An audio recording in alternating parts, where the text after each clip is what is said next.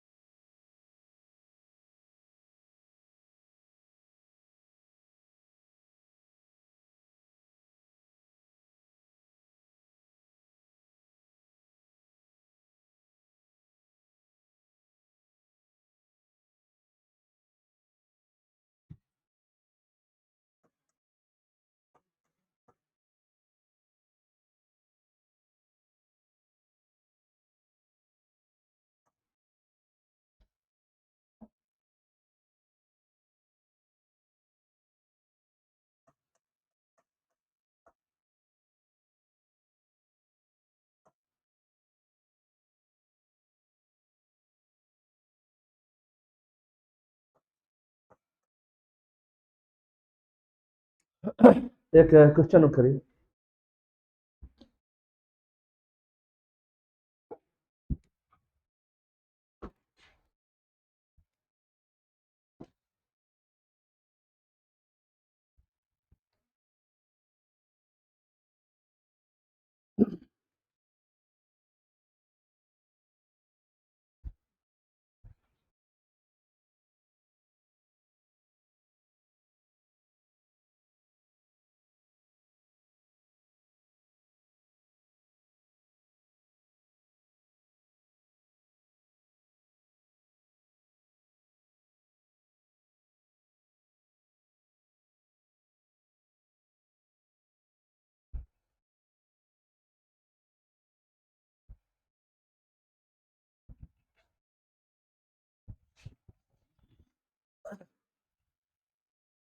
Pattern of diversity में पहला पढ़ा था। पहला कौन सा पढ़ा भाई? पैटर्न ऑफ डाइवर्सिटी में पहला पार्ट हमने क्या पढ़ा है? पहला क्या पढ़ा बताओ? ठीक है, लैटिट्यूड ग्रेडियंट पहला हमने पढ़ा है, अच्छे विस्तार। दूसरा जो पढ़ा है वो है स्पीसीज और एरिया का रिलेशनशिप। ठीक है, जो किसने बताया है, कौन दिया है? अलेक्जेंडर वॉन हम्बोल्ट, नाम याद ही होगा आपको। ठीक है, जर्मन नेचुरलिस्ट एंड जियोग्राफर थे अलेक्जेंडर वॉन हम्बोल्ट। जहां पे हम लोगों ने ये पढ़ा कि जितना बड़ा एक्सप्लोर्ड एरिया होगा उतना ज्यादा स्पीसीज रिचनेस होगा, लेकिन एक लिमिट तक होता है। ठीक है ना? चलिए, तो उसमें ये बताया था कि कर्व जो है रेक्टेंगुलर हाइपरबोला होगा। किसके लिए होता है? एंजियोस्पर्मिक प्लांट के लिए, बॉस के लिए, बैट के लिए और फ्रेश वाटर फिशेज के लिए। बस इतने ही स्पीसीज को कंसीडर किए थे वो। लेकिन वही लार्ज स्केल पे क्या हो जाता है? स्ट्रेट लाइन हो जाता है। ठीक है, तो वो इक्वेशन आपको याद ही है। एक सवाल जरा देखिए, पढ़िए क्या लिखा हुआ है। Find out species richness of A given explore area if, यदि log a बराबर 10 है, z की वैल्यू दिया है 0.56 और log c की वैल्यू है 0.4।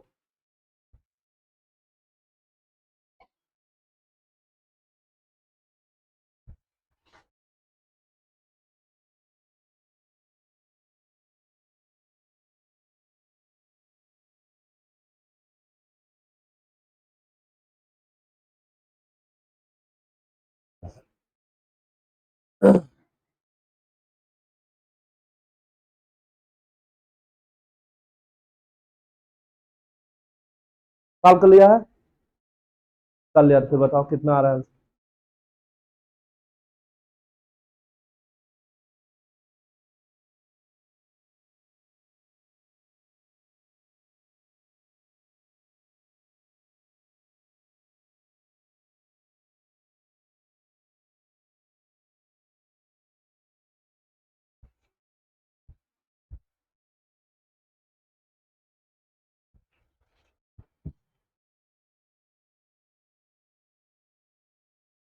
हाँ, कितना आया?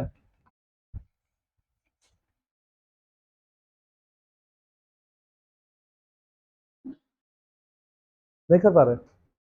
6 आया। 6।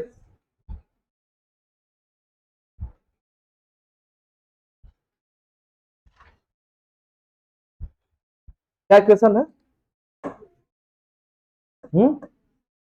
लॉग एस बराबर, बोलो भाई, लॉग सी गेट लॉग ए,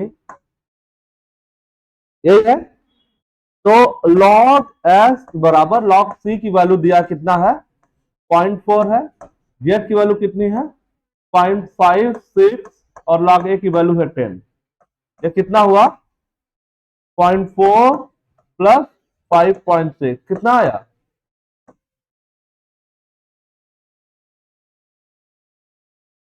क्या हो गया ये?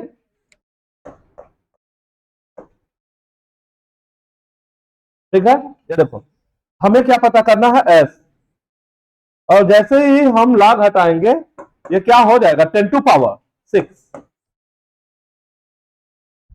ओके, तो कितना स्पीसीज है यहाँ इस पार्टिकुलर एक्सप्लोर्ड एरिया में? हाइपोथेटिकल सवाल है, इतने ज्यादा स्पीसीज कहां होते हैं। ठीक है, चलिए, तो कितना है देखिए, 10⁶ मतलब कितना?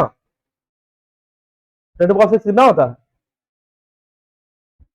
1 मिलियन। कितना है? 1 मिलियन है। 10⁹ क्या होता है? बिलियन। तो इसका आंसर क्या है? 10⁶ दे रहा है या क्या बोलेगा? 1 मिलियन। ऐसे सवाल पूछे जाते, चलिए नोट कर लीजिए जल्दी से।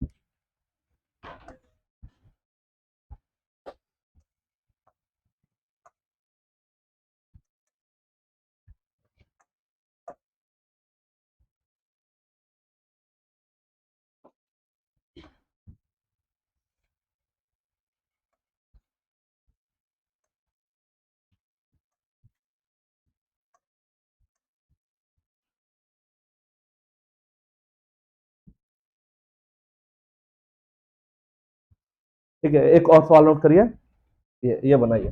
ठीक है, वाई एक्सिस पे क्या लिया है? Specific richness. एक्स एक्सिस पे क्या लिया है? Explored area. ठीक है, और 4 कर्व आपको दिखा रहे हैं, रेक्टेंगुलर हाइपरबोला। नाम दिया है ए बी सी डी।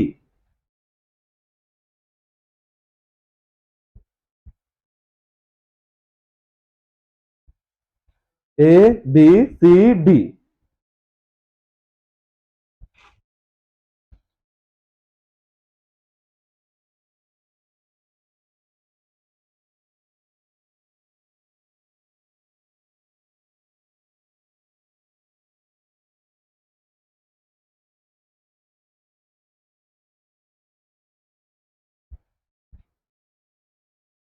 ठीक है, वो बनाने के बाद लिखो find out.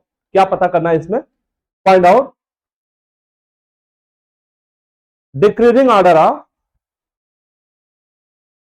Decreasing order of species richness, decreasing order of species richness.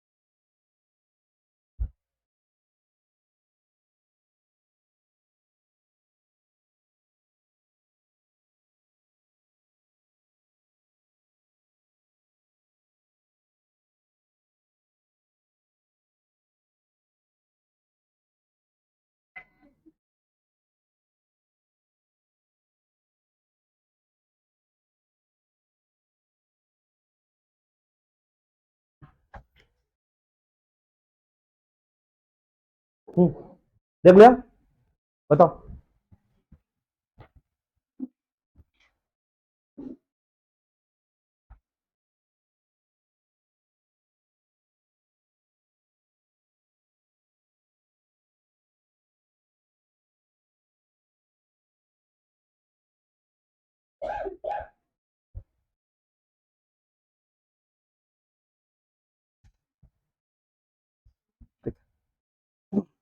ठीक है, इस इक्वेशन में स्पेसिफिक एरिया के रिलेशनशिप में जेड क्या है, जेड क्या होता है?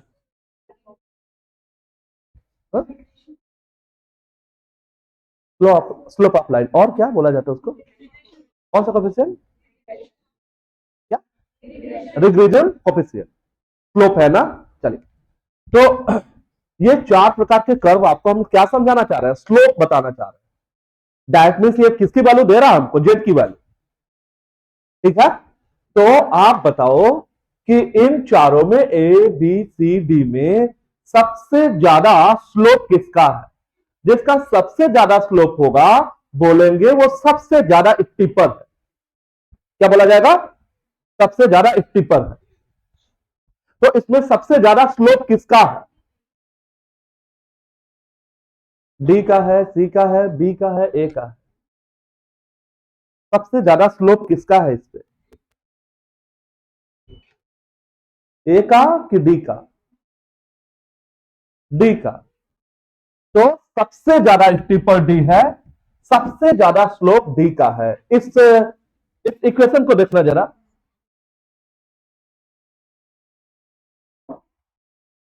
लॉग पे ही देख लो। ये देखिए, जितना ज्यादा जेड की वैल्यू होगी उतना ज्यादा स्पेसिफिक रिचनेस। क्लियर है ना? तो जितना ज्यादा जेड की वैल्यू होगी उतना ज्यादा स्पेसिफिक रिचनेस होगा। दैट मीन ऐसे कर्व में जिसका सबसे ज्यादा स्लोप होगा उसका रिचनेस क्या होगा, सबसे अधिक होगा। ठीक है, तो सबसे ज्यादा स्लोप इसका डी का है, सबसे ज्यादा स्टीपर कौन है यहाँ पे, डी है, तो उसका स्पेसिफिक रिचनेस भी सबसे ज्यादा होगा। तो डी का सबसे अधिक होगा, फिर सी का होगा, फिर बी का होगा, और फिर सबसे कम किसका है, ए का है। ठीक है, चल नोट कर लीजिए।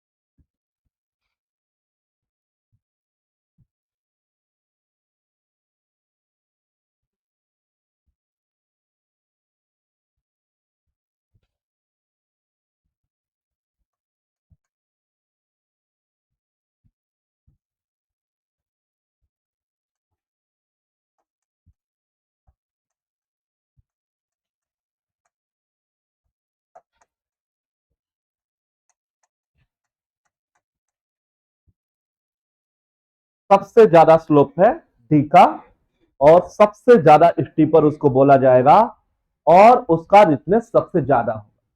ठीक है, बस एक बात ध्यान देनी है, ये नहीं कोई जरूरी है वो ऊपर से लिखना शुरू करे तो वो एबीसीडी इस सीक्वेंस में लिखे। जैसे देखिए हमने क्या किया है, हमने उल्टा लिखा है, मतलब ए अल्फाबेट को हमने नीचे लिखा हुआ है। तो पूरा सवाल आते हुए ये नहीं कि आप जल्दबाजी में ये सोचा कि ए ही ऊपर लिखा होगा और लाइन से एबीसीडी लिखा हुआ, ये देखिए कैसे लिखा है, उल्टा। तो ये बात एक ध्यान देनी है, आसान सवाल है ये। कभी कभी आप सही से पढ़ नहीं पाएंगे सीक्वेंस, इसकी वजह से गलत। तो ठीक है, ओके। तो एक पैटर्न ऐसा सवाल आएगा, दूसरा ऐसा है, दो पैटर्न के सवाल है इस पे। ठीक है ना, इसको आगे बढ़ाएंगे।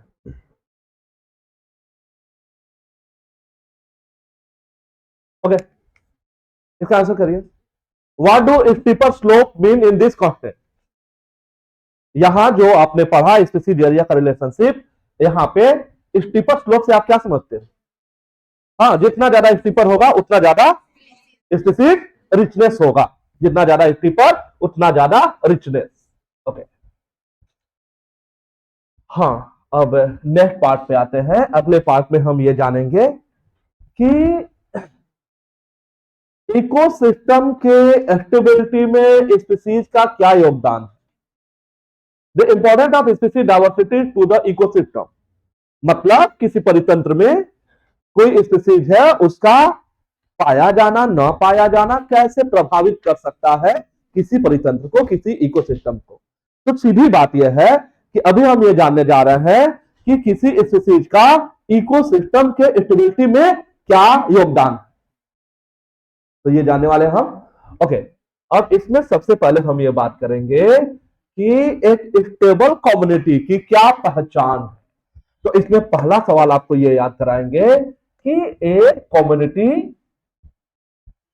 स्टेबल है, ये कैसे पता लगेगी, या क्या पहचान है, क्या फीचर है एक स्टेबल कम्युनिटी की।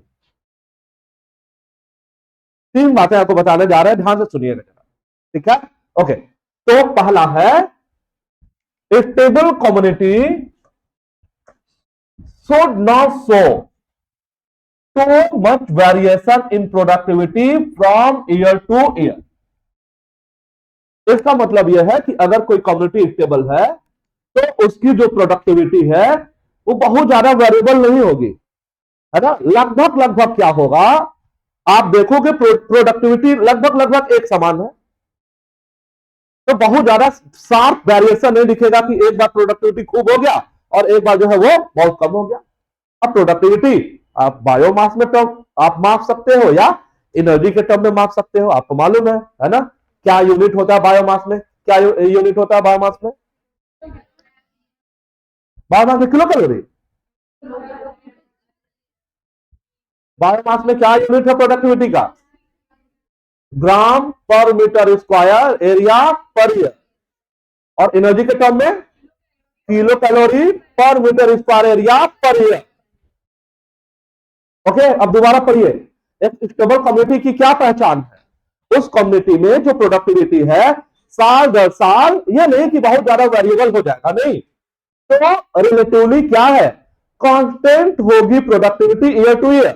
पहली बात, तो कम्युनिटी में साल दर साल प्रोडक्टिविटी में बहुत ज्यादा अंतर नहीं आने वाला, यह पहली बात।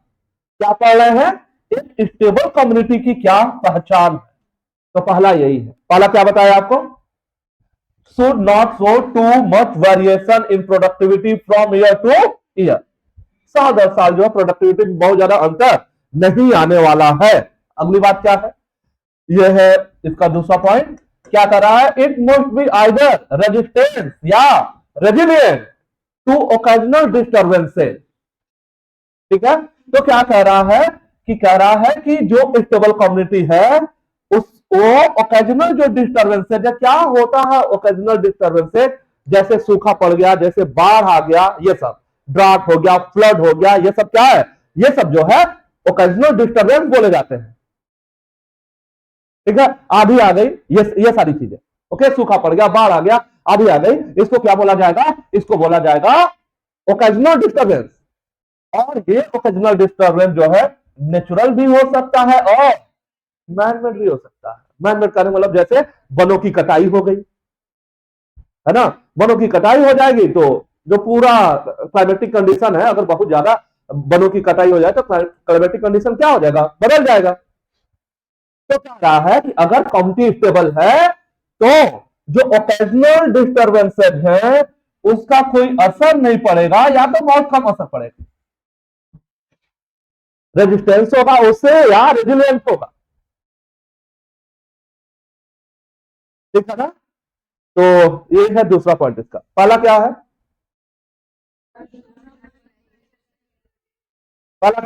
Stable communities should not show too much variation in productivity year two year. दूसरा क्या है, stable community should be resistance या रेजिलियंट टू ओकेजनल डिस्टर्बेंसेस, और ये डिस्टर्बेंसेस नेचुरल भी है और मैनमेड भी है।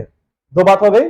तीसरी बात आई है, तीसरी बात यह है कि अगर कम्युनिटी स्टेबल है तो वो रेजिस्टेंस होगा to invasion by alien species.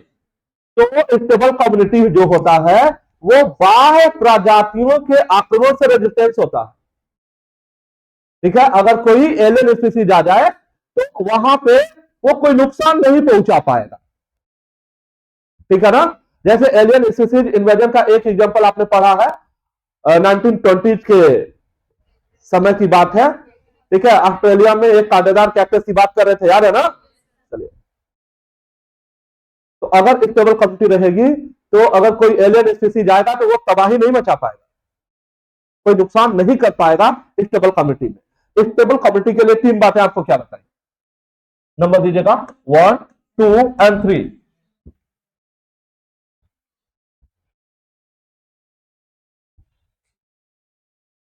Number दीजिए और हाईलाइट करिए इसको और पढ़िए एक बार दोबारा। ठीक है, और अपनी भाषा में आंसर करिए, बताइए क्या मतलब है स्टेबल। किसी कम्युनिटी को स्टेबल कब बोला जाता है? किसी कम्युनिटी को स्टेबल कब बताया जाता है? कब कहोगे किसी कम्युनिटी को कि वो स्टेबल है? प्रोडक्टिविटी में वेरिएशन नहीं होना चाहिए ईयर टू ईयर। दूसरा, जो ओकेजनल डिस्टर्बेंसेज हैं चाहे नेचुरल हो चाहे मैनमेड हो, उससे क्या होना चाहिए? रेजिस्टेंस होना चाहिए या रेजिलियंट होना चाहिए। दो बात। तीसरी बात, एलियन स्पीसीज इन्वेजन से भी क्या होना चाहिए? रेजिस्टेंस होना चाहिए। तीन बात, यह है स्टेबल कम्युनिटी की पहचान। ओके, आगे अब इसके अगले सवाल पे चलते हैं। ओके, एक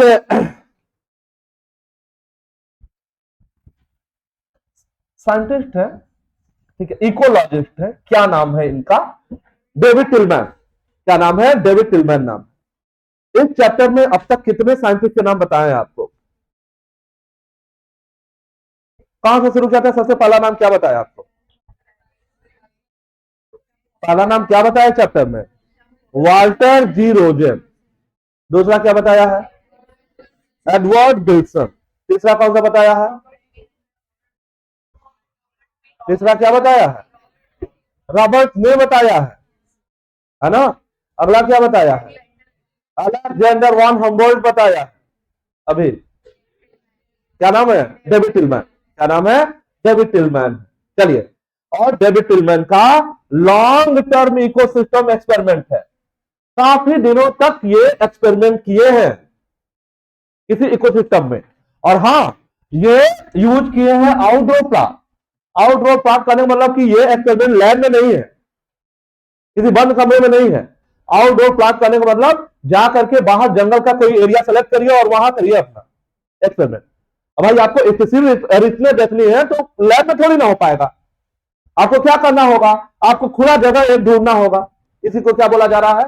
long term ecosystem experiment using outdoor plant. और कुछ सवालों के जवाब देंगे ये स्टेबिलिटी के बारे में बात करेंगे, क्या कह रहे हैं। और दो बातें ये समझा रहे हैं, ध्यान से सुनिए। समझा रहे हैं, कह रहे हैं कि वो प्लांट करने का मतलब एक्सप्लोर्ड एरिया जहां आप स्पीसीज रिचनेस देख रहे हो, तो वो प्लांट जहां ज्यादा स्पीसीज हो वहां ईयर टू ईयर, साल दर साल टोटल बायोमास में लेस वेरिएशन होता है। ये किसकी पहचान है? स्टेबल कम्युनिटी की। स्टेबल कम्युनिटी की पहचान है ईयर टू ईयर प्रोडक्टिविटी में, बायोमास में क्या हो? वेरिएशन कम हो। ये क्या बोल रहे हैं? कह रहे हैं कि ऐसा आउटडोर प्लांट, ऐसा एक्सप्लोर्ड एरिया जहां ज्यादा स्पीसीज होंगे वो ज्यादा स्टेबल होगा। ज्यादा स्पीसीज है तभी तो बायोमास में वेरिएशन ईयर टू ईयर क्या है? कम है। और ये तो पहचान है किसकी? स्टेबल कम्युनिटी की। तो पहली बात ये बोल रहे हैं डेविड टिलमैन, पहली बात क्या समझा रहे हैं? कह रहे हैं कि वो एक्सप्लोर्ड एरिया, वो प्लांट जहां ज्यादा स्पीसीज होंगे वहां टोटल बायोमास में वेरिएशन कम होगा। ठीक है ना। और दूसरी बात क्या बोल रहे हैं? दूसरी बात ये कह रहे हैं कि जितना ज्यादा डाइवर्सिटी होगा, क्या मतलब है डाइवर्सिटी का? क्या मतलब है डाइवर्सिटी का? Number of species. तो जितना ज्यादा डाइवर्सिटी होगी उतना ज्यादा क्या होगा? प्रोडक्टिव। सीधी सी बात है, जितना ज्यादा स्पीसीज होंगे उतना ज्यादा क्या होगा? उतना ज्यादा प्रोडक्टिविटी होगी। यही तो बता रहे हैं डेविड टिलमैन। दो बातें क्या बताए?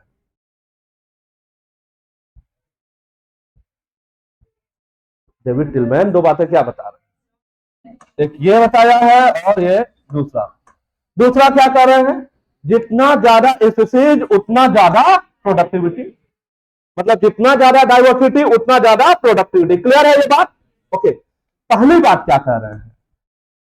वो प्लांट, वो एक्सप्लोर्ड एरिया जहां ज्यादा स्पीसीज हैं, वहां टोटल बायोमास में वेरिएशन ईयर टू ईयर क्या है? बहुत कम है। ठीक है ना? तो डेविड टिलमैन दो बातें क्या समझाए हैं? आपने याद कर लिया? कर लिया है? बताइए दो बातें क्या है? एकदम आसान। जितनी ज्यादा डाइवर्सिटी, जितनी ज्यादा डाइवर्सिटी उतनी ज्यादा प्रोडक्टिविटी। पहली बात, जितनी ज्यादा डाइवर्सिटी उतनी ज्यादा प्रोडक्टिविटी। दूसरी बात, दूसरी बात, वो एक्सप्लोर्ड एरिया जहां ज्यादा स्पीसीज होंगे वहां क्या होगा? वहां टोटल बायोमास में वेरिएशन ईयर टू ईयर क्या होने वाला? कम होने वाला। ये किसकी पहचान है? स्टेबल कम्युनिटी की। यही बात बोल रहे थे ये। ठीक है, ओके। तो पहला, स्टेबल कम्युनिटी की तीन पहचान बताए। इसके बाद से डेविड टिलमैन भी उसमें कुछ बातें जोड़ रहे हैं। वही बातें हैं, घुमा फिरा के बोल रहे हैं बस।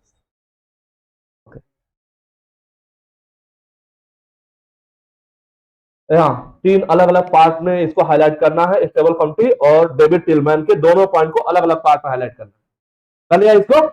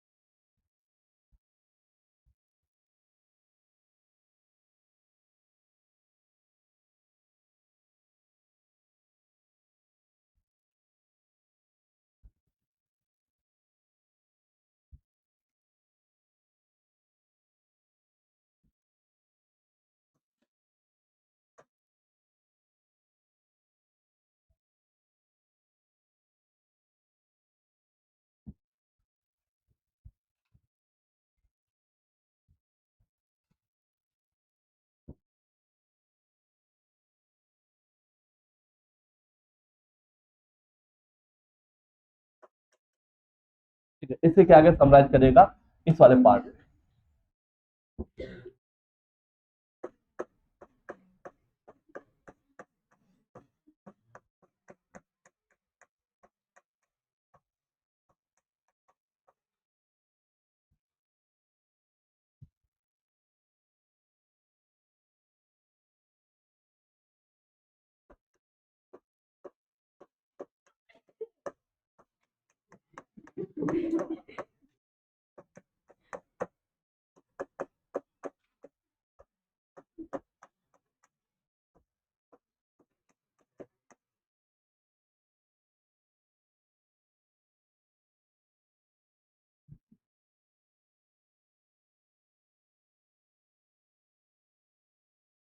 इसको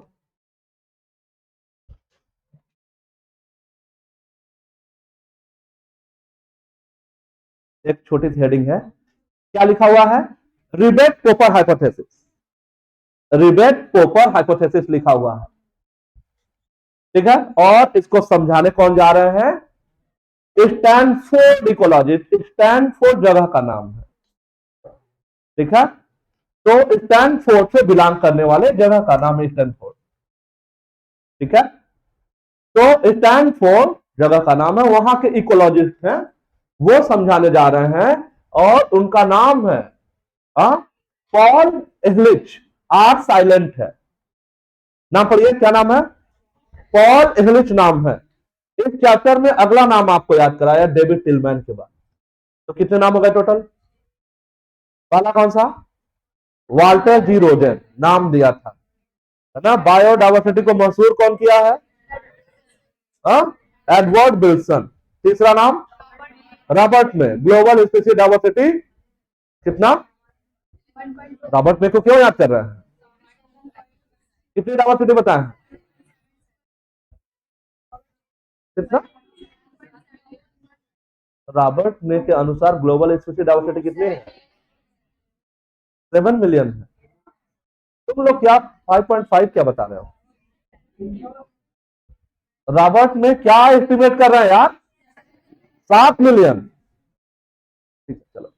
ओके, अगला नाम अलेक्जेंडर वन हम्बोल्ट। ठीक है ना। कहां के रहने वाले थे? जर्मन। साउथ अमेरिका जंगल में रहते थे। जर्मन नेचुरलिस्ट एंड जियोग्राफर नहीं बताया। ठीक है, अगला। अगला नाम डेविड टिलमैन। अब अगला नाम पॉल एहलिच। आप साइलेंट है, पढ़िए अब नाम। पॉल एहलिच नाम है। ठीक है। कहां के इकोलॉजिस्ट है? स्टैनफोर्ड इकोलॉजिस्ट, है ना। क्या परिकल्पना है इनकी? रिबेट पोपर। ठीक है ना। नेक्स्ट पार्ट आइए, लिखिए। रिबेट पोपर हाइपोथेसिस एक्सप्लेन्स। रिबेट पोपर हाइपोथेसिस एक्सप्लेन्स। रिबेट पोपर hypothesis explains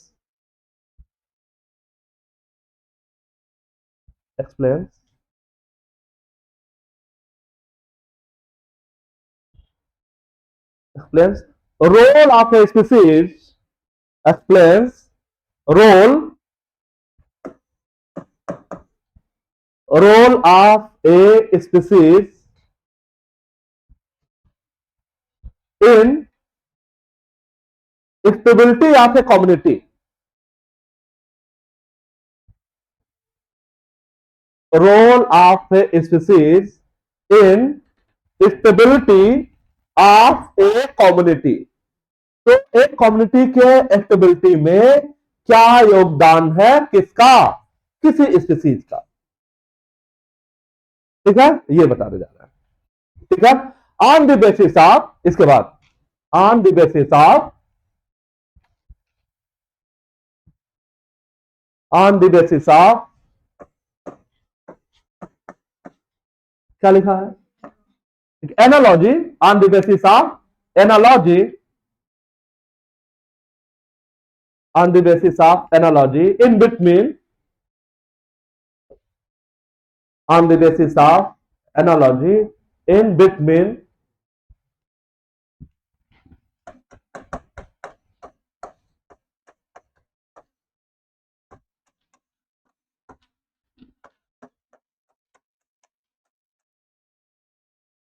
ecosystem and aeroplane.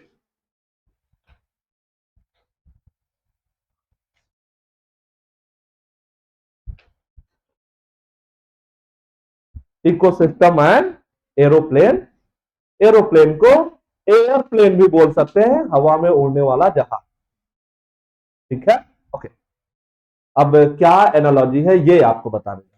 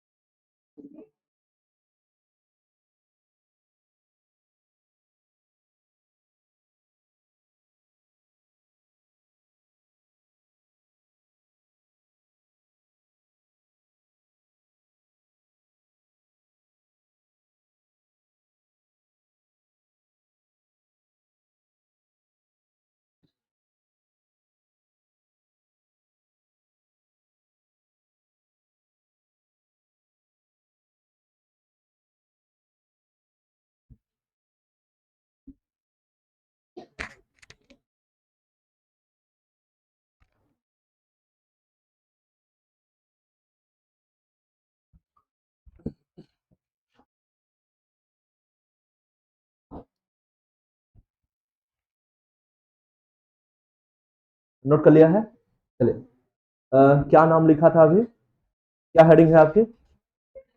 रिबे पोपर हाइपोथेसिस। ओके, इम्पोर्टेंट है। किसने दिया है? पॉल एहलेट। कहां के इकोलॉजिस्ट?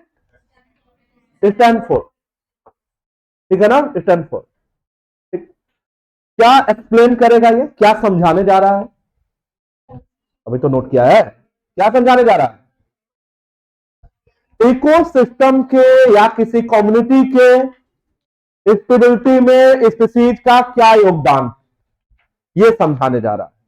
इसके लिए ये सहायता ले रहे हैं हवा में उड़ने वाला जहाज, दैट मीन्स एरोप्लेन या एयरप्लेन, और इकोसिस्टम। तो कह रहे हैं कि इकोसिस्टम बिल्कुल एरोप्लेन के जैसे है। ठीक है ना? जैसे जैसे एरोप्लेन के जो पार्ट पुर्जे हैं, जो उसके पार्ट्स हैं, वो रिबेट से जुड़े हुए हैं। रिबेट का मतलब कील या नट बोल्ट से कसे हुए हैं। तो बिल्कुल जैसे एरोप्लेन के पार्ट पुर्जे नट बोल्ट से कसे हैं, कीलों से कसे हुए हैं, वैसे ही इकोसिस्टम किससे कसा हुआ? स्पीशीज से। तो इकोसिस्टम एरोप्लेन के जैसे है।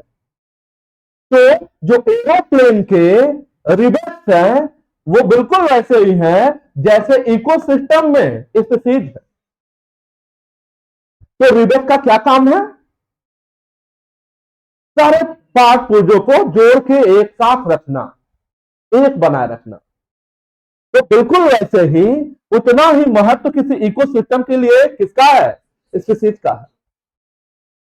ओके, अच्छा। जैसे अगर मान लो कि पॉपिंग ऑफ रिबेट हो, पॉपिंग करने का मतलब कि यहां से एरोप्लेन के पार्ट पुर्जे जो जुड़े हुए हैं, वहां से हम नट बोल्ट उसका क्या कर दे रहे हैं? खोल दे रहे हैं। जो कीले हैं वहां पे उसको उखाड़ दे रहे हैं, निकाल दे रहे हैं। तो ये बात बिल्कुल वैसे ही होगी जैसे किसी इकोसिस्टम से क्या खत्म हो गया हो? Loss of species. तो पॉपिंग ऑफ रिबेट किसके एनालॉगस है? स्पीसीज के लॉस से। ठीक है ना? चलिए, ओके।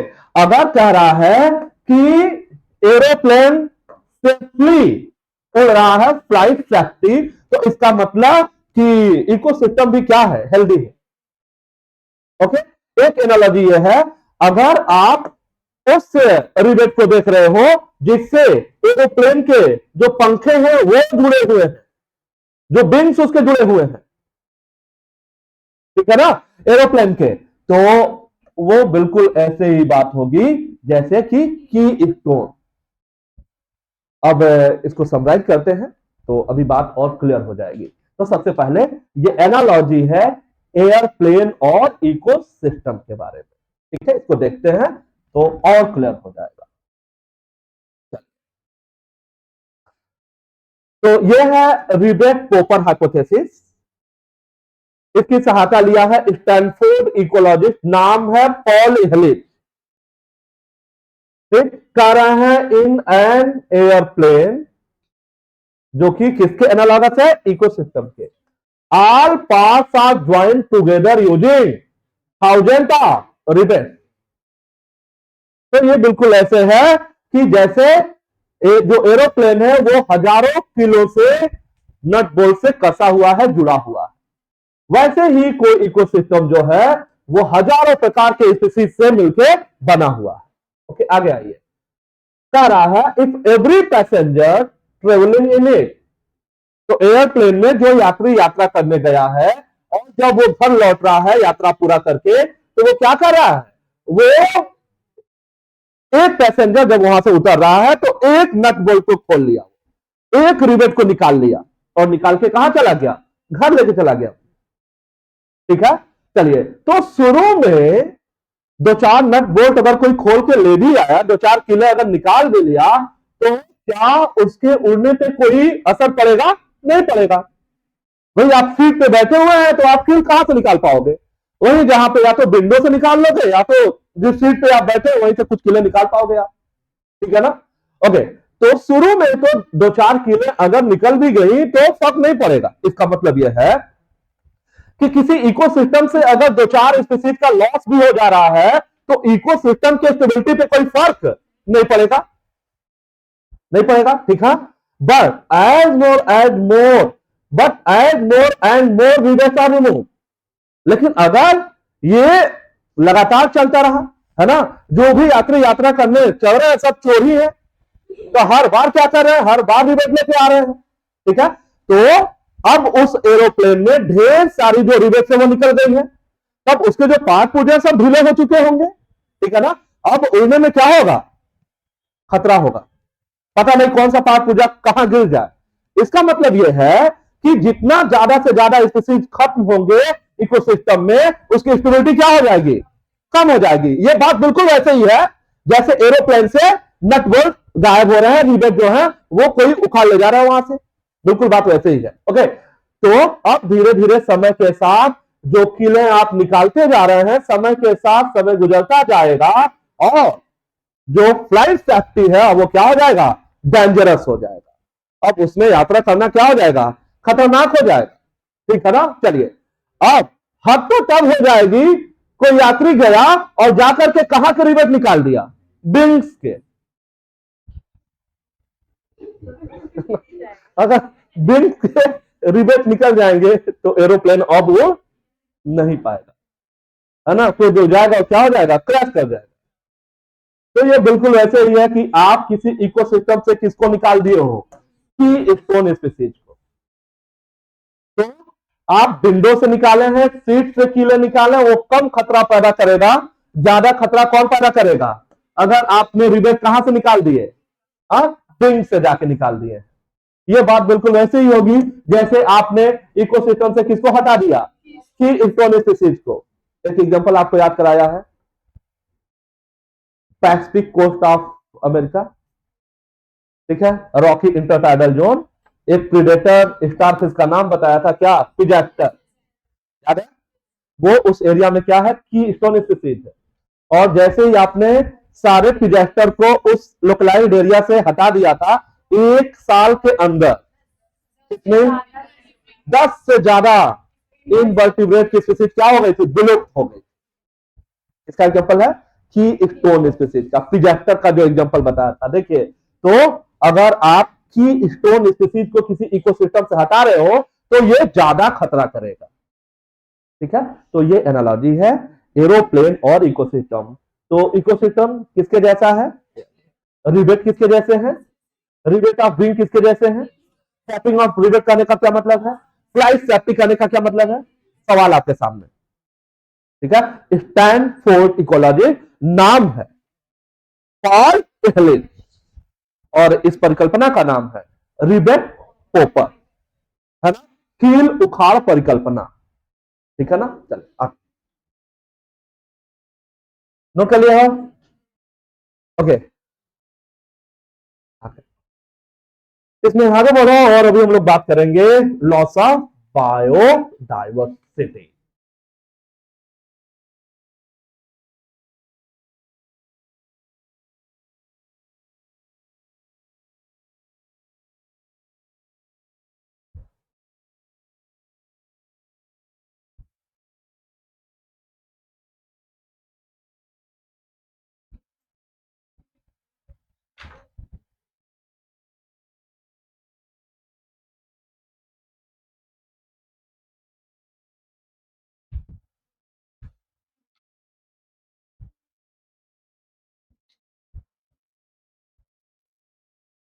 चलिए नेक्स्ट पार्ट पे आइए, कुछ और डेटा आपको यहाँ पे याद कराने जा रहे हैं। तो इस चैप्टर में बहुत डेटा आपको याद कराए हैं और आगे और याद कराने जा रहे हैं।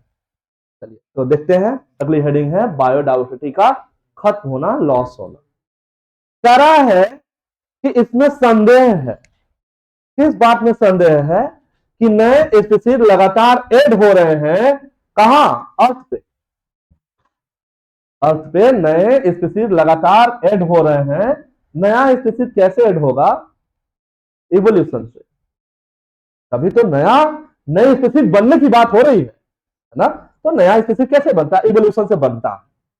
तो कह रहा है कि ये डाउटफुल है, इसमें संदेह है कि अर्थ की जो ट्रेजरी है उसमें नए स्पीसीज जुड़ रहे हैं। इसमें संदेह हो सकता है, लेकिन हाँ, इस बात में कोई संदेह नहीं है कि लगातार अर्थ से क्या खत्म हो रहे हैं? स्पीसीज खत्म हो रहे हैं, स्पीसीज विलुप्त हो रहे हैं। इस बात में कोई संदेह नहीं है। नए स्पीसीज जुड़ रहे हैं, इस बात में संदेह है, लेकिन स्पीसीज खत्म हो रहे हैं, इस बात में कोई संदेह नहीं है। ओके, अब आगे देखिए, इसमें सबसे बड़ी बात है ह्यूमन एक्टिविटी की वजह से। तो मैन मेड कारण है इसका। नेचुरल भी हो सकता है, लेकिन नेचुरल जो लॉस ऑफ स्पीसीज है बहुत धीरे धीरे होता है, जबकि जो मैन मेड कारण है, जो एंथ्रोपोजेनिक एक्शन से, मानव के एक्टिविटी के वजह से जो लॉस हो रहा है स्पीसीज का, वो बहुत तेज होता है। ठीक है ना? तो उसी में हम लोग देखने जा रहे हैं। क्या देखने जा रहे हैं? कि मैन मेड लॉस कैसे हो रहा है ना? कुछ एग्जांपल आपको बताएंगे जिसका कारण क्या है? आदमी खुद ही है, और आदमी खुद ही कारण है जिसकी वजह से स्पीसीज का लॉस हो रहा है। ठीक है, चलिए कुछ एग्जांपल आपको दिखाते हैं।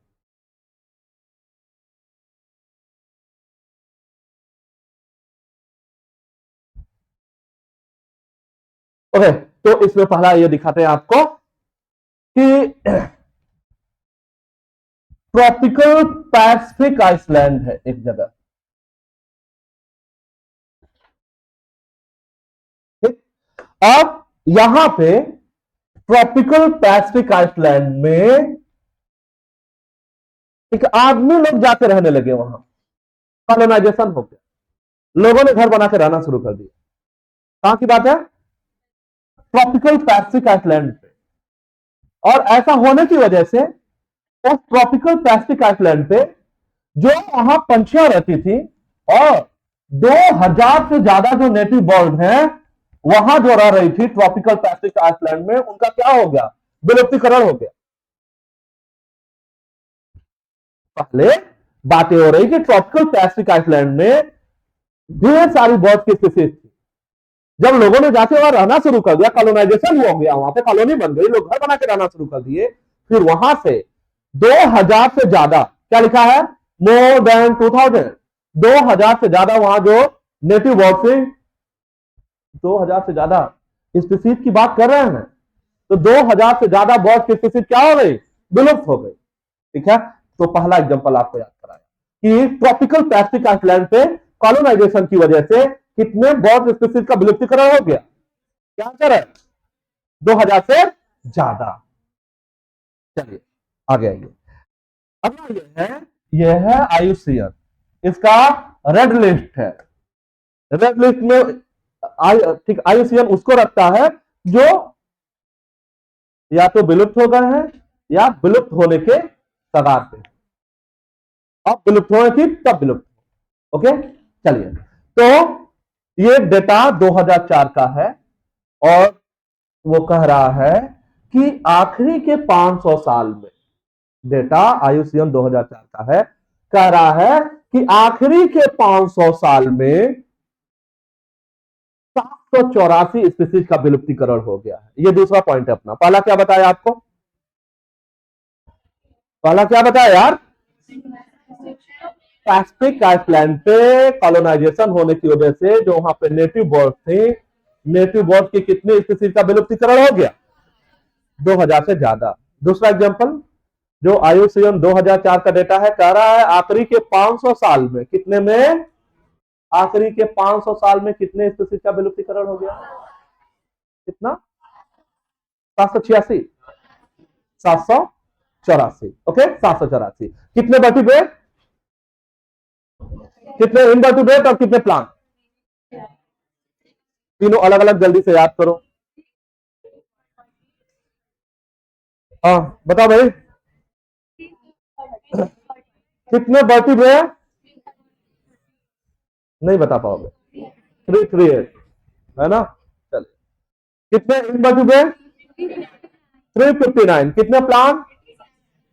हाँ ये सब स्पीसीज है, मतलब प्लांट के इतने स्पीसीज, इनवर्टिब्रेट के इतने स्पीसीज और वर्टिब्रेट के कितने, तीनों डेटा अलग अलग याद करो।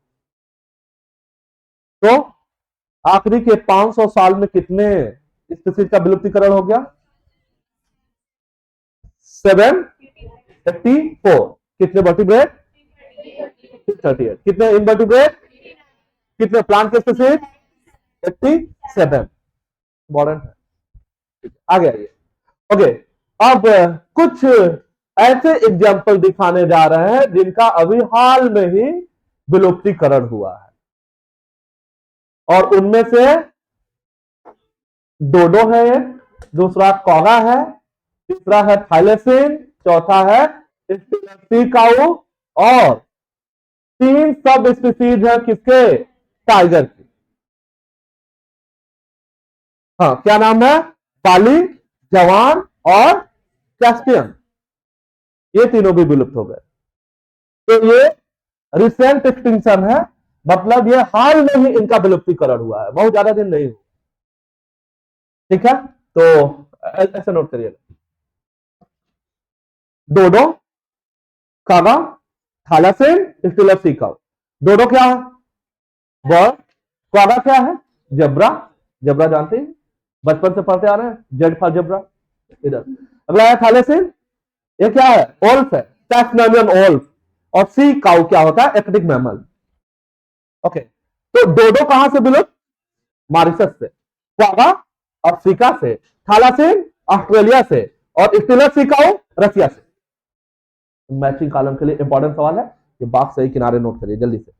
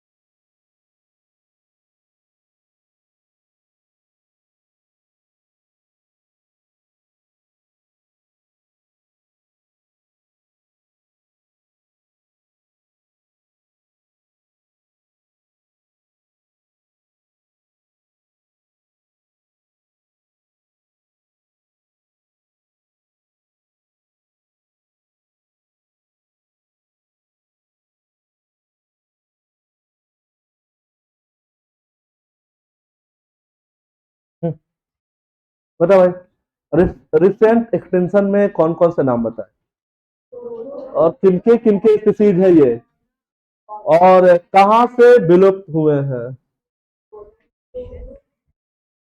कंप्लीट कर लिया है।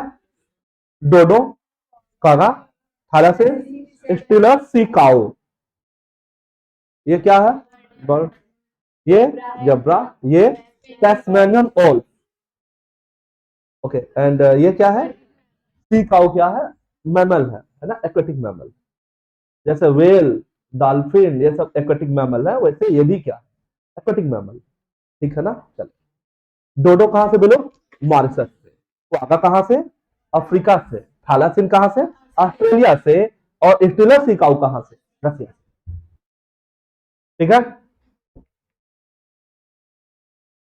ओके। तो बता रहे हैं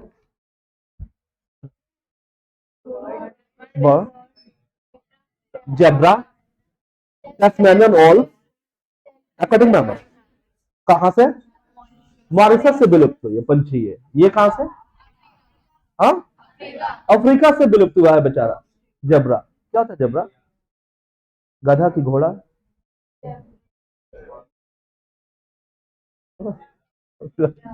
गधा की घोड़ा।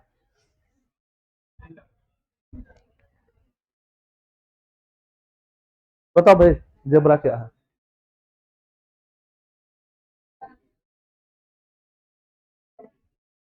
तुम्हारी प्रजाति है क्या, गधा, बता देना हमें। अगला, ये ये कहां से, रसिया। सुन लिया भाई, रसिया, हाँ, ओके। तीन सब स्पीसीज है बाघ के, टाइगर मतलब बाघ, ओके। नाम क्या है, बॉली, बाली, जवान और कैस्पियन, ये तीनों बेचारे भी क्या हो गए, विलुप्त हो गए हैं, ओके। अगला डेटा ये है कि आखिरी के 20 सालों में, आखिरी के 20 सालों में 27 स्पीसीज का विलुप्तीकरण हो गया। अगला बॉक्स, और इससे पहले क्या बताया, आखिरी के 500 साल में कितने, 784, आखिरी के 20 साल में कितने, 27, तो ढेरों डेटा है, ये भी आपको याद कराया है ना, आज आपको बहुत डेटा याद कराने वाले हैं, जाके दोहराइएगा, टेस्ट का शेड्यूल मिल गया ना, कब है टेस्ट, 12 को, देख लिया है ना, चलिए, ओके, आगे, आगे आ जाओ, और कुछ और डेटा देखते हैं, और हाँ, सब याद कर लेना ये, क्योंकि इन्वायरमेंटल इस वाला चैप्टर है नहीं, तो उसके 3-4 सवाल इसी में कवर करेगा वो, ठीक है। चलो आओ देखते हैं, मौजूदा समय में, इस समय में, मौजूदा समय में, यहां देखो कितने, मोर देन 15,500, तो मौजूदा समय में पूरे दुनिया भर में 15,500 से ज्यादा जो स्पीसीज हैं, जो स्पीसीज हैं वो विलुप्तीकरण के कगार पे है। कितने से ज्यादा,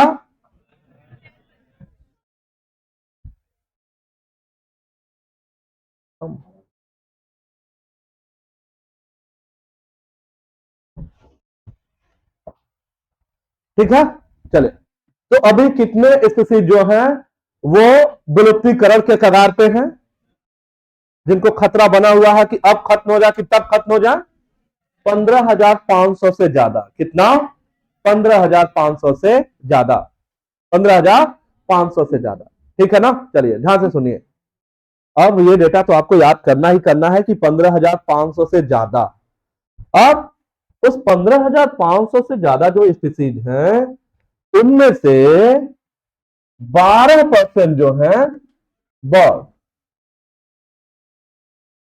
मतलब 12% जो है बर्ड की स्पीसीज है उनमें, ओके। किसमें, 15,500 से ज्यादा जो बता रहे हो उसमें से 12% किसके स्पीसीज हैं, बर्ड्स के हैं, ओके। 23% मैमल्स के हैं, 32% एम्फीबियन के हैं, और 31% जिम्नोस्पर्म।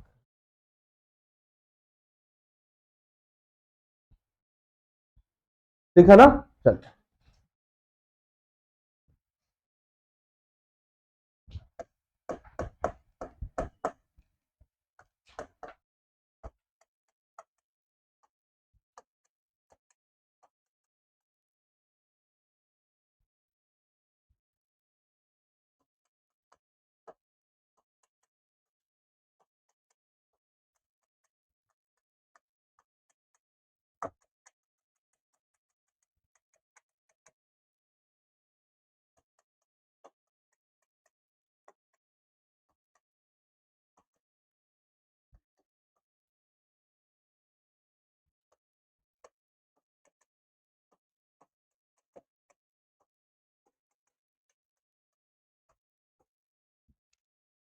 पंद्रह हजार पांच सौ से ज्यादा स्पीसीज वर्ल्ड वाइड विलुप्तीकरण को फेस कर रही हैं। 12%, 23%, 31%, 32%। याद कर लिया? आगे नोट कर लो कौन कौन है। ऐसे नोट करो पहले किनारे जैसे लिखा है।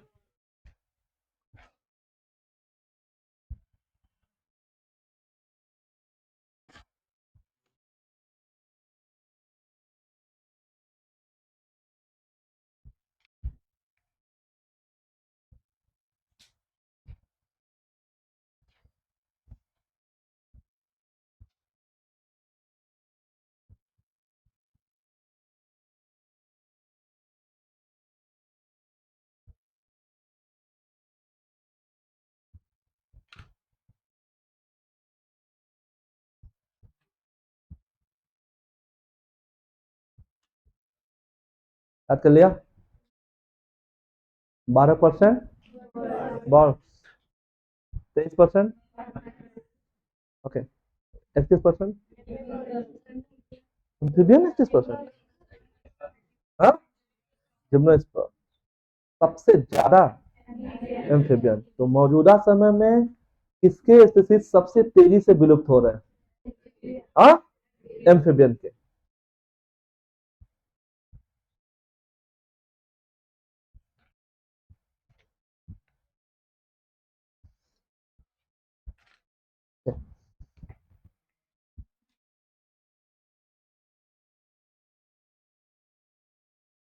कंप्लीट कर लिया है?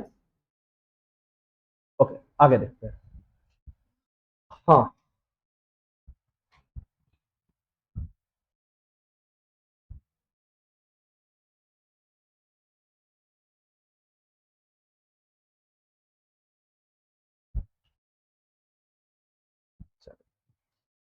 हाँ, इसमें अगला सवाल ये आपको बताने जा रहे हैं कि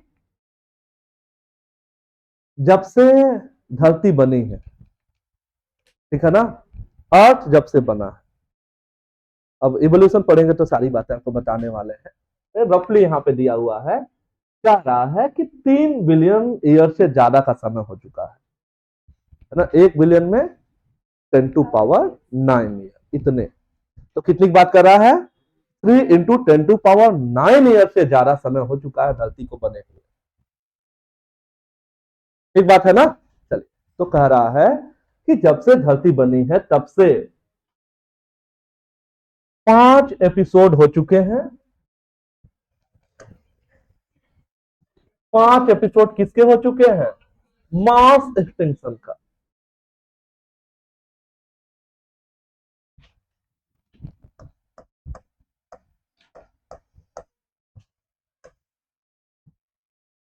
प्रलय नाम सुना ही होगा। तो कितने मास एक्सटेंशन हो चुके हैं? 5 हो चुके हैं। जब एक बार मास एक्सटेंशन होगा तो सब कुछ क्या हो जाएगा? खत्म हो जाएगा। ठीक है ना? तो सब कुछ खत्म होने का मतलब है कि सिर्फ और सिर्फ कौन बचेगा? सिर्फ माइक्रोब बचेंगे, बैक्टीरिया टाइप के बस। कहने का मतलब इवोल्यूशन फिर क्या होगा? नए तरीके से शुरू होगा, धीरे धीरे फिर डाइवर्सिफिकेशन होगा। तो ऐसा कितनी बार हो चुका है? 5 बार हो चुका है। तो 5 एपिसोड हो चुके हैं मास एक्सटिंक्शन के। ठीक है, ओके। अब बारी है छठे प्रलय की। 5 जो मास एक्सटिंक्शन जिस रेट से हुए हैं उनके कंपेयर में जो छठा वाला आ रहा है वो इतना तेजी से आ रहा है। तो जो मास एक्सटिंक्शन है वो अपनी ओर कितनी तेजी से बढ़ रहा है, इतनी तेजी से। कितना? 100 से 1000 गुना तेजी से वो बढ़ रहा है हम लोगों की ओर। तो नेचुरली जब मास एक्सटेंशन होता है स्लो होता है, लेकिन जैसे ही ह्यूमन एक्टिविटी या किसी एनिमल की एक्टिविटी उसमें इन्वॉल्व हो जाएगा, नुकसान कौन पहुंचाएगा? ह्यूमन पहुंचाएगा नेचर को, और कौन पहुंचाएगा? दूसरे जानवर तो उसी में रहते हैं, ह्यूमन उसमें रहता भी है, नुकसान भी पहुंचाता है। तो ह्यूमन एक्टिविटी की वजह से ये रेट कितना फास्ट हो गया, 100 से 1000 गुना तेजी से। तो जो छठा एक्सटिंक्शन है वो पहले से अलग इस वजह से है क्योंकि यहां पे ह्यूमन एक्टिविटी की वजह से ये स्पीड क्या हो गया, बढ़ गया। तो छठा इसको हाईलाइट करिएगा, 100 से 1000 गुना तेजी से आ रहा है छठा मास एक्सटिंक्शन। ओके, एक और सवाल आपको दिखाते हैं।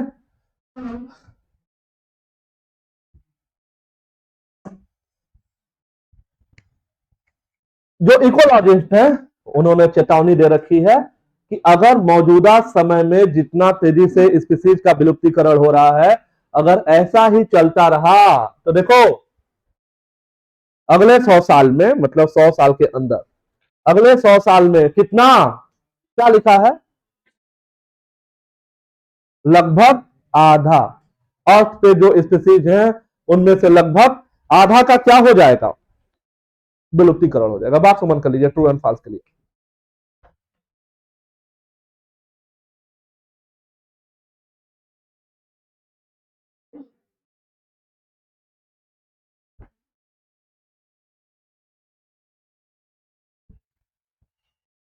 तो अगला एग्जांपल हमने देखा यहाँ पे क्लेरियास गेरीपाइनस। कितने एग्जांपल हो गए बताओ? पहला नाइल पर्च को कहां इंट्रोड्यूस करा गया था? लेक विक्टोरिया में। कहां है? ईस्ट अमेरिका में। फिर क्या हो गया ऐसा करने से? उस विक्टोरिया नामक झील में जो पहले से फिशेज रह रही थी, नाम क्या? सिचलिड, उनकी 200 से ज्यादा स्पीसीज का विलुप्तीकरण हो गया। दूसरा एग्जांपल। तीसरा एग्जांपल एंटेना है ना। चौथा एग्जांपल हाँ वाटर हाइसिंथ, इकॉर्निया। ओके, अगला एक अफ्रीकन कैटफिश है, क्या नाम है? क्लेरियास गेरीपाइनस। क्या नाम है? क्लेरियास गेरीपाइनस, जिसको कहां इंट्रोड्यूस करा गया? भारत देश की नदियों।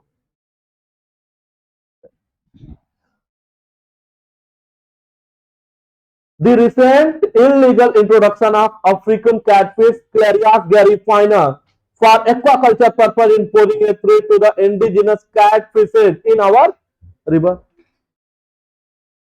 तो क्या नाम है अफ्रीकन कैटफिश का? क्लेरियास गेरीपाइनस। इसके अलावा क्या बताया? Water hyacinth. और क्या बताया? लैंटेना। और क्या बताया? Carrot grass that पार्थिनियम। Okay, Nile perch introduced into Lake Victoria in East Africa lead eventually to the extinction of an ecologically unique assembly more than 200 species of cichlid fish in the lake. Clear है ना एकदम? Okay, और हाँ शुरू में alien species को और क्या बोला जाता है?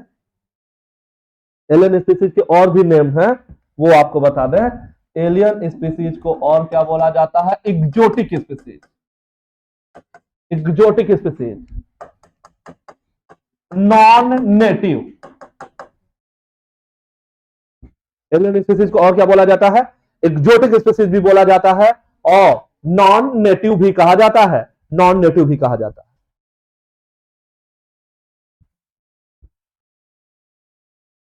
हाँ, कितने एग्जांपल हो गए?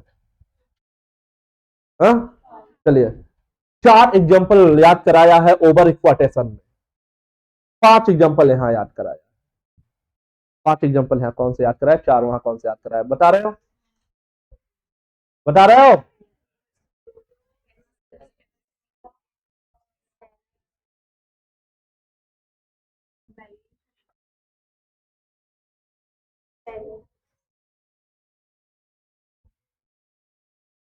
बताओ, पहले ओवर एक्सप्लॉयटेशन के 4 एग्जाम्पल बताओ। दो दो, ओके, डी हो गया, C for passengers pigeon, S for intellect and marine fishes. Okay, इधर आप 5 एग्जाम्पल इसके बताओ।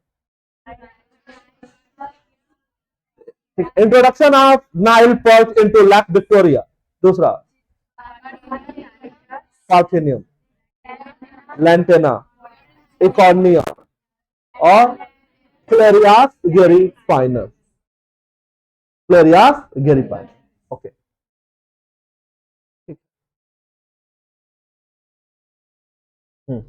एलियन स्पीसीज को और क्या बोला जाता है, एक्सोटिक या नॉन नेटिव। इधर आइए, when alien species are introduced, इधर अनइंटेंशनली, अनजाने में या डेलिब्रेटली, डेलिब्रेट मतलब जानबूझ के, किसी भी पर्पज की वजह से, ठीक है, जैसे जो वाटर हाइसिंथ है, जो इकोनिया है, इसका इंट्रोडक्शन क्यों कराया गया था यहां पे, क्योंकि ये देखा गया कि इसके जो पत्तियों का शेप है और फ्लावर का जो कलर है, अगर आपने देखा हो, जरूर देखा होगा जलकुंभी, ठीक है, तो देखने में अच्छा लगता है, ठीक है, उसका जो लीफ का जो शेप है और फ्लावर का जो कलर है, मॉव कलर के फ्लावर्स होते हैं उसके, पर्पल, पर्पल से मिलता जुलता, ठीक है, और उसी वजह से इसको इंट्रोड्यूस कराया गया यहाँ पे कि जो स्टेगनेंट वाटर है तालाब में, इसमें 10-12 पौधे रहेंगे इधर उधर, तो देखने में तालाब क्या है, अच्छा लगेगा। लेकिन जब जाके इसको यहाँ पे इंट्रोड्यूस कराया गया, तो देखते ही देखते, अब तालाब में जितना भी सरफेस एरिया हो, चाहे छोटा तालाब हो चाहे बड़ा तालाब हो, इतना तेजी से ग्रो करता है कि 1 मिलीमीटर जगह नहीं छूटेगा जहां ये पूरा फैल न गया, इतने तेजी से ये फैलता है। तो सिर्फ यही दिखेगा, पूरे तालाब के ऊपर सिर्फ यही दिखेगा, और जब यही दिखेगा तो इसकी जड़ें क्या करेंगी, जो पानी में ऑक्सीजन है उसको क्या करेंगी, तो पानी में डिजॉल्व ऑक्सीजन क्या हो जाएगा, कम हो जाएगा, तो पानी में जो रहने वाले जानवर उनको ऑक्सीजन तो कम मिलेगा, तो वो तो बेचारे सफोकेशन से मर जाएंगे, ठीक है ना। तो कुछ और बातें बताते हैं इकोनिया के लिए, वाटर हाइथिन।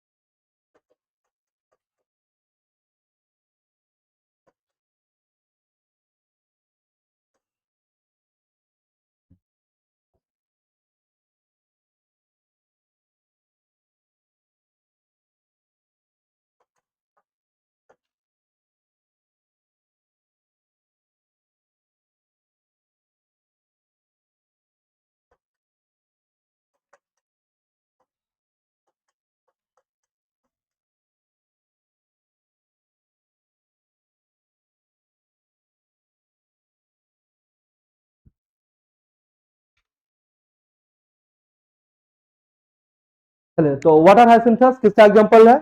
एक्सोटिक स्पीसीज या एलियन स्पीसीज। अगला पॉइंट क्या लिखा? Introduce in India by European. ठीक है, अंग्रेज भी क्या थे? कहाँ है? इंग्लैंड कहाँ है? कहाँ है? यूरोप में है। ठीक है, वही लेके आए होंगे। ठीक है, introduce in India by European for beautiful beautiful shape of leaf and more colour flower. Okay, grow करता है सिर्फ और सिर्फ स्टैग्नेंट फ्रेश वाटर में, रुके हुए पानी में ही ग्रो करता है। ठीक है, ओके, अब नदी वदी में नहीं देखेंगे, चलते हुए पानी में नहीं, रुके हुए फ्रेश वाटर में होता है। ओके, और हाँ, हाईली इन्वेजिव है और डेथ करता है जो एक्वेटिक क्रिएचर है, जैसे फिशेज। इसी वजह से बंगालियों ने इसे कह दिया है आतंकवादी, क्योंकि ये फिशेज को किल करता है। तो इसे बोला जाता है टेरर ऑफ बंगाल। क्या बोला जाता है? टेरर ऑफ बंगाल भी कहा जाता है।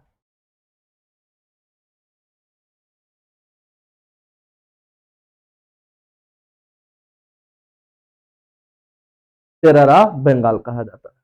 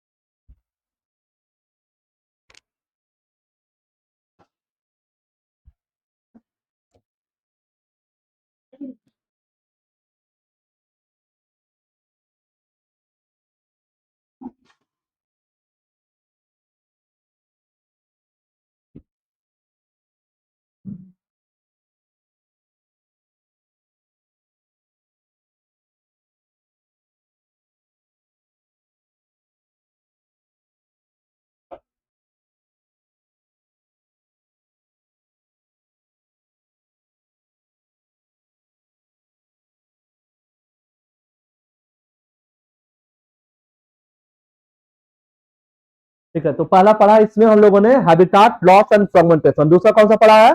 Over exploitation. तीसरा कौन सा है? Alien species invasion. और अगला कौन सा है? को एक्सटिंक्शन। जरा उसके पढ़ के एग्जांपल में बताओ, फिर बताते हैं क्या है को एक्सटिंक्शन।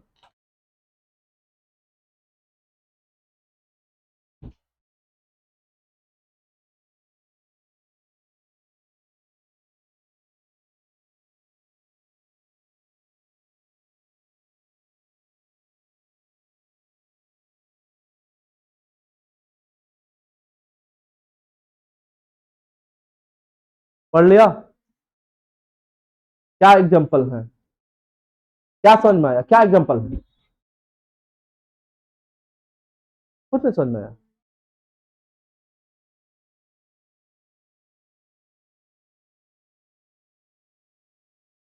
अच्छा, कोई प्लांट स्पीसीज है, अगर उसका पॉलिनेटर खत्म हो जाए तो उसका पॉलिनेशन कौन करेगा? कोई नहीं करेगा, तो प्लांट का अस्तित्व क्या हो जाएगा? ठीक है ना? चलो, कोई पैरासाइट है, और उसका होस्ट ही खत्म हो जाए तो पैरासाइट की भी वही गति होगी, वो भी क्या हो जाएगा? खत्म हो जाएगा। इसी को क्या बोला जाता है? को एक्सटिंक्शन कहा जाता है ना? अच्छा, जिस भी तरीके से हुआ हो, स्पीसीज का लॉस हो गया ना, तो यही तो हम लोग पढ़ रहे हैं। क्या पढ़ रहे हैं? क्या पढ़ रहे हैं? क्या हेडिंग अपनी? एबल क्वार्टेट, है ना?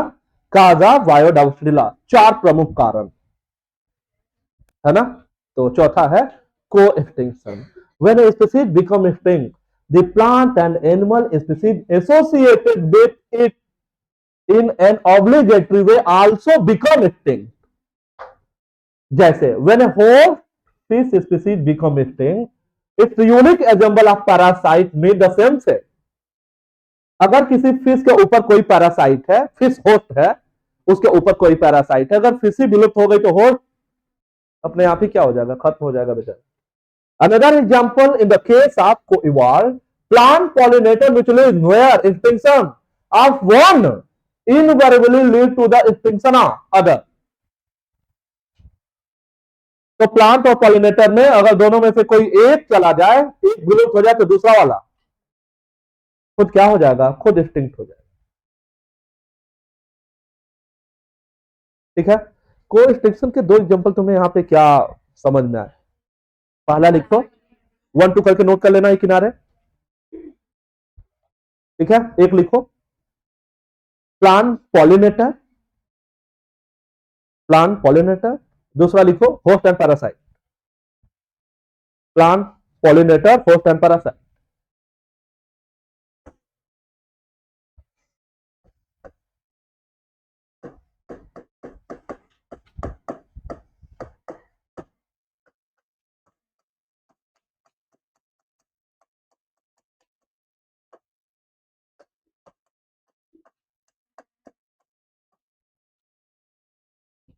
तीन टर्म है, लाइन से लिखो। क्या क्या लिखा पढ़ना। को एग्जिस्टेंस पढ़ा हम लोगों ने, कंपटेटिव को एग्जिस्टेंस, मैं कार्थर। क्या कर रहे थे मैं कार्थर, कुछ नहीं कर रहे थे। क्या कह रहे थे, 5 क्लोजली रिलेटेड स्पीसीज जो वार्बलर की हैं वो एक साथ रह रहे हैं एक ही पेड़ पे, क्योंकि उनकी फॉर एजेंट एक्टिविटी क्या है, अलग अलग है, जो कंपटीशन को अवॉइड करा रहा है। ठीक है, ओके। तो एक है को एग्जिस्टेंस, अगला है को एक्सटिंक्शन, अगला है कोई बात।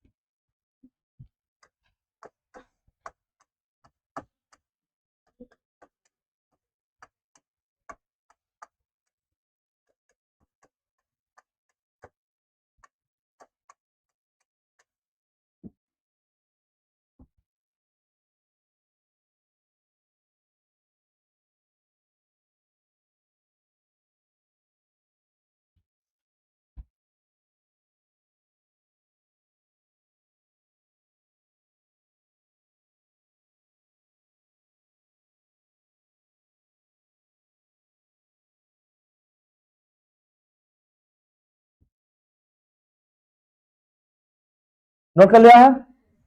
पहला है को एग्जिस्टेंस, साथ साथ जीना, पहला है को एग्जिस्टेंस। अगला है को एक्सटिंक्शन, साथ में मर जाना। मतलब एक अगर उसका पार्टनर चला जा रहा है तो दूसरा वाला अपने आप ही खत्म हो जाएगा, जो अभी हम लोग पढ़ के आ रहे हैं। और तीसरा कौन सा है, को इवाल्व, साथ साथ बदलना। को इवाल्व के एग्जांपल कई बार आपको बताया है ना। ठीक है, एक ब्रूड पैरासिटिज्म में बताया है, एक ऑफ्रिस में बताया था, याद है ना, ऑफ्रिस में। होस्ट और पैरासाइट में भी ऐसी बातें बताई। ठीक है,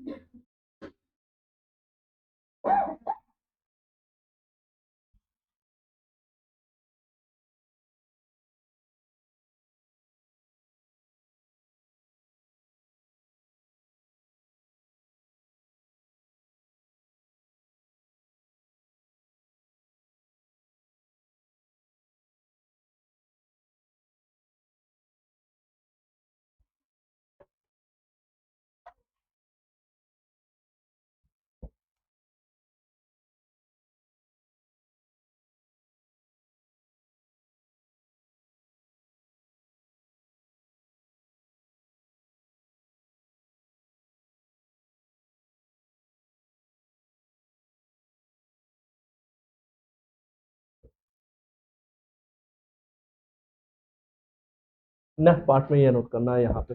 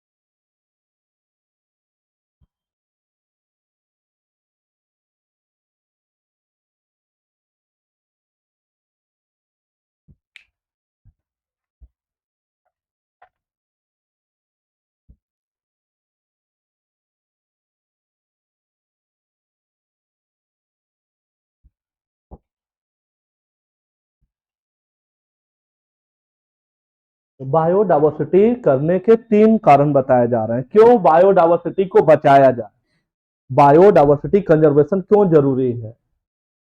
तो 3 पार्ट में इसको डिवाइड कर दिया। एक क्या लिखा है, नैरोली, और दूसरा क्या लिखा है, ब्रॉडली, तीसरा कौन सा लिखा है, इथिकल, है ना। तो सबसे पहला यहां पे नैरो यूटिलाइजेशन, या दूसरा कौन सा है, ब्रॉड। नैरो यूटिलाइजेशन में हम क्या उपयोग ले रहे हैं, इकोसिस्टम से, नेचर से, जैसे food, fibre, firewood, constructional material, industrial product, drug, medicine, ये सब जो है जो डायरेक्ट बेनिफिट है, जो आप डायरेक्ट बेनिफिट ले रहे हो नेचर से, इकोसिस्टम से। तो डायरेक्ट बेनिफिट किसमें आता है, नैरोली में। जो इनडायरेक्ट है, जैसे आप ऑक्सीजन ले रहे हैं, है ना, आपके प्लांट का पॉलिनेशन हो रहा है, ठीक है, नेचर मनोरंजन के साधन दे रहा है, ठीक है, नहीं दे रहा है मनोरंजन के साधन, उनके फ्लावर हैं, है ना, फ्लावर को देख के हम खुश हो सकते हैं, तो हो गया, इसको क्या बोला जाता है, रिक्रिएशन, मनोरंजन। ओके, अगला क्या है, फ्लड और इरोजन से कंट्रोल। ये वाला कौन सा है, इनडायरेक्ट। तो डायरेक्ट वाला क्या कहलाता है,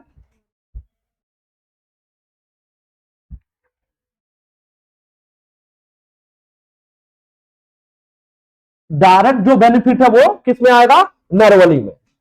और जो इन डायरेक्ट बेनिफिट है वो किस में आएगा, वो ब्रॉडली में आएगा।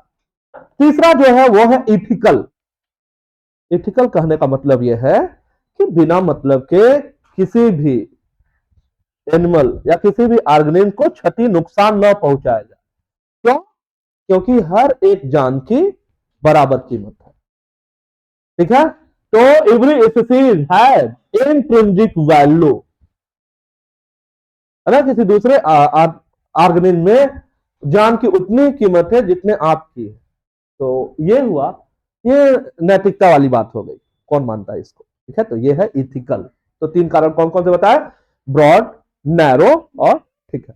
तो देखिए, फूड, ढेरों ग्रेन, फ्रूट, ये सब खाने के सामान, फाइबर, कपड़े बनाने के लिए फाइबर, और रस्सियां बनाने के लिए जो भी तरह तरह के जो फाइबर्स हैं वो मिल रहे हैं ना, लकड़ी जलाने के लिए फायरवुड, ठीक है, घर बनाने के लिए, कोई बिल्डिंग बनाने के लिए मटेरियल भी कहां से, वहीं से, इंडस्ट्रियल प्रोडक्ट, ठीक, रेजिन ओजिन, ये सब टैनिन, ड्रग, मेडिसिन, ये सब डायरेक्ट बेनिफिट है। सब किस में आता है, नैरो में। Oxygen, pollination, recreation, flood and erosion control, ये सब किस में आएगा, ब्रॉड में। और तीसरा वाला कौन सा है, तीसरा है एथिकल। हर एक स्पीसीज की इंट्रिंसिक वैल्यू है, हर जान की बराबर कीमत।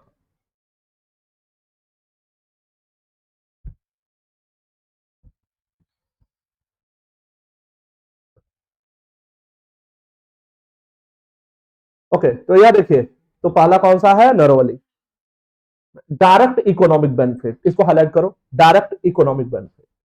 जैसे नेचर से क्या मिला, फूड, फूड में जैसे सीरियल हो गए, सीरियल में व्हीट, राइस, जो भी अनाज हो गए, पल्सेज है, फ्रूट है, फायरवुड, जलाने की लकड़ी, फाइबर, कंस्ट्रक्शन का मटेरियल, इंडस्ट्रियल प्रोडक्ट जैसे tannin, lubricant, dye, resin, perfume, और मेडिसिनल, इंपॉर्टेंट, हाँ, more than 25% of the drug currently sold in the market worldwide are derived from plant, and 25,000 species of plant contribute to the traditional medicine used by native people around the world. Okay, बताइए। तो market में, मौजूदा समय में market में जो दवाइयां मिल रही हैं, मोर देन 25%, 25% से ज्यादा, वो सब किससे बनाई गई है, प्लांट से। बॉक्स बंद करिए, कितने परसेंट इंसेक्ट फाइटोफेगस है,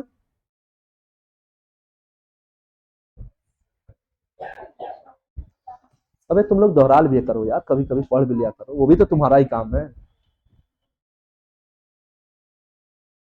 मुझे नहीं मालूम है। इसको बॉक्स बंद करो, सिर्फ तुम लोग बॉक्स बंद करो बस। मोर देन 25% ऑफ, इसको हाईलाइट करो, हाँ।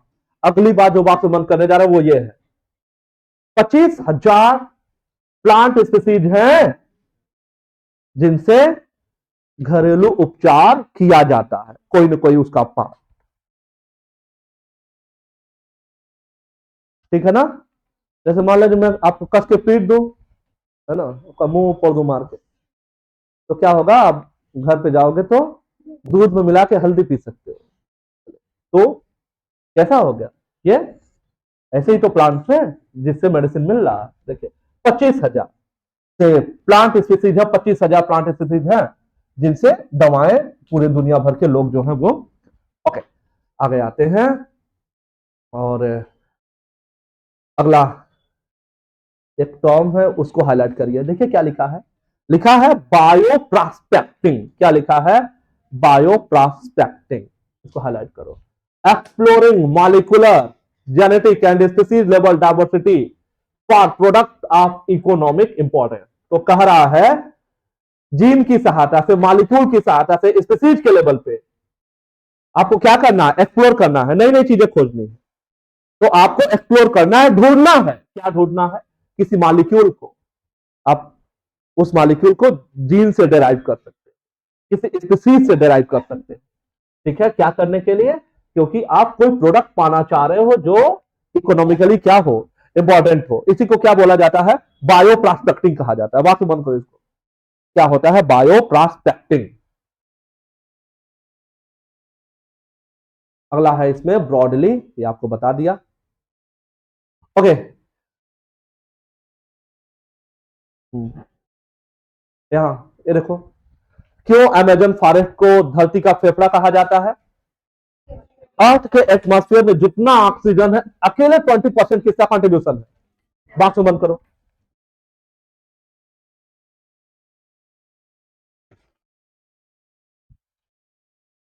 Lung of planet earth, Amazon rain forest. Why? Contribute 20% oxygen in earth atmosphere. तो 20% जो है ऑक्सीजन जो अर्थ के एटमॉस्फेयर में है, वो अकेले कहां से आया है? अमेजन रेन फॉरेस्ट से आया है, इस वजह से। ठीक है? तीसरा जो है यहाँ पे इथिकल है। ठीक है? इथिकल करने का क्या मतलब है यार? इथिकल करने का मतलब है कि भाई हर स्पीसीज की क्या होती है? एंट्रिंजिक वैल्यू होती है, हर एक जान की कीमत होती है। तो झूठ में ही उसको बर्बाद न किया जाए। ठीक है ना?